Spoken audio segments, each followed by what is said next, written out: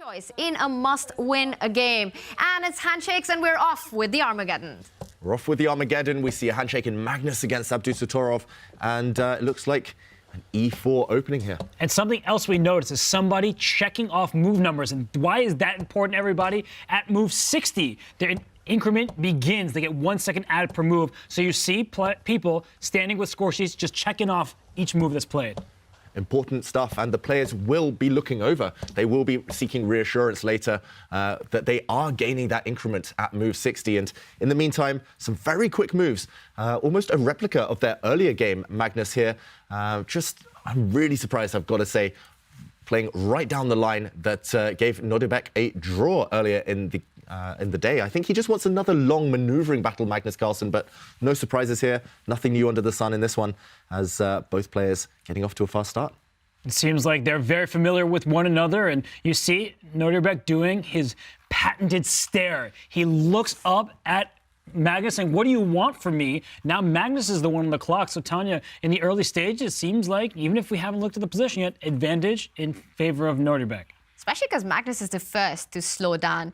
And the one thing when you're playing against Magnus is you cannot allow that to get into your head, the fact that you're playing against world number one. And I think that's exactly what this younger generation does so well. Kind of accelerated rook lift in that one with a white rook landing on h5, but we'll get to that. This is Magnus Carlsen against Abdusattorov, and quiet stuff. I did check, we're now at move 20. For the first 16 moves, this was an exact replica of their earlier game, but Nordebek was the first one to launch a surprise, putting the black knight on b6, forcing Magnus to think. And in the meantime, we look at the clock. It's about a 3.5 minute difference here, so less than it was to start the game. It looks like Abdusattorov in his comfort zone. There's some tactical opportunities for sure later in the game if white plays knight d5, opening up that bishop to slice across the board. But what I like about Magnus's position is the knight on b6 is restricted by that pawn on b3. A pawn 3 squares away from a knight usually wins that showdown. And you see Nordebek, he is thinking on Magnus's clock. Yeah, he's thinking on Magnus's clock. And I think the last move that he made is the rook lift to d7. We see it on our live board right now. And Magnus is the one with head in hands, trying to figure out a way forward. And I think the idea that Nordebek has here is to try to transfer the queen to the king side with queen e8 and queen g6. And that's why Magnus is going for this queen side break, creating chances on the other flank. Yeah, he's trying to open up the position, trying to at least for the first time make Abdusattorov think here. It's starting to get tactical. It's really coming to life, this position. I've said it before, Armageddon chess, there's two strategies with white. Either you go really direct, really test your opponent from the off, or you keep as many pieces on the board as possible and only later change the pace of the game. Magnus has gone for that latter strategy. Finally, he is initiating some tension, some threats. Robert mentioned a white knight planting itself in the center on the d5 square, and Abdusattorov, he has to act energetically to fend off that threat. But the problem is he doesn't have so much time, because he may have to make a critical moment and only spend 30 seconds, where in a classical game he might spend 30 minutes. I mean, we see this position here, knight e3 to d5. That looks extremely tempting as white's next turn, because you are just throwing your knight in the opponent's rook's face. Please, please, please take me on that square and open up some diagonals and files for my pieces. This type of position, it looks very difficult for black. The eval bar may not be as impressed as I am, but I think Magnus feels comfortable right now with the white pieces. Wow, and he's landed a knight. I'm really surprised Abdusattorov allowed this one. But, OK, he's trying to trade off pieces. Later, he'll try and evict this knight with a pawn. And Magnus, meanwhile, preventing that. He's putting pressure on this black knight to stop the black c-pawn from ever moving. This knight, it looks like a granite statue right now in the center of the board. It's super powerful, and pressure on black. This one looks easy to play for white, but really far from clear what Abdusattorov should be doing. I don't like black's position, and you may want to play c6, you're not going to get that anytime soon, as you mentioned. So I feel like white has the easier plan. Moves like bishop to a5, the bishop on d2, not doing so much on its current square. So I really like Magnus' position, and his 4-minute lead on the clock is also something I appreciate. Nearly 5 at this point. Yeah, still far from decisive. Black is solid enough for now, but no easy moves. I really like Magnus' position still. I don't see a plan for black. I think that being under 7 minutes and being under some duress here, Magnus in great shape. Yeah, Magnus in great shape. He's now pausing, and then he'll switch up the pace, speed up once he's decided upon a plan. Multiple moves. Bishop to a5 I quite like from Robert. You could push the white a pawn forward. Black's knight is really unstable right now. You can trade off dark-squared bishops potentially, but Magnus spoiled for choice, big time advantage, and I think a bit of a favorite right now.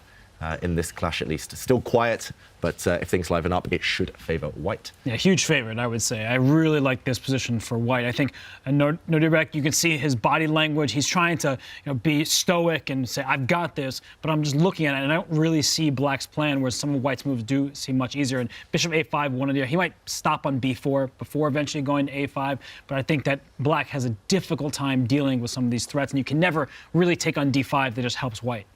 But a minute and a half on this move, that's quite a long thing. You've got to play on the clock as well, especially with Nordebek's moves, ideas not being so clear for him. It's critical for Magnus to keep the pressure on. Long think, strong think, maybe, if he comes up with a good move. But yeah, Magnus in the tank right now. And I like Nordebek, how he was giving Magnus a bit of a stare from time to time. He looks at the board, he stares at Magnus. He looks at the board, stares at Magnus. The mind games now head in hands. Abdusattorov, he's realizing that Magnus, a bit unsure about how to proceed in the end, pushing his a-pawn, very logical. A trademark of Carlsen's, pushing his flank pawns like this. But still good for white. Love that move, because I kept looking at a bishop move. He says, let me kick that knight out of b6. We've already established that black does not want to take that knight on d5 to help white improve the pawn structure. And I'm going to play a5 next to kick your knight out of the b6 square. Really, really like how Magnus is doing this. Yeah, simple plan and a strong plan. Just to highlight, Robert, if knight takes knight, then actually you could take in either direction right now. But at the very minimum, you can take like this, land a queen on c4, backward pawn, big targets, big advantage.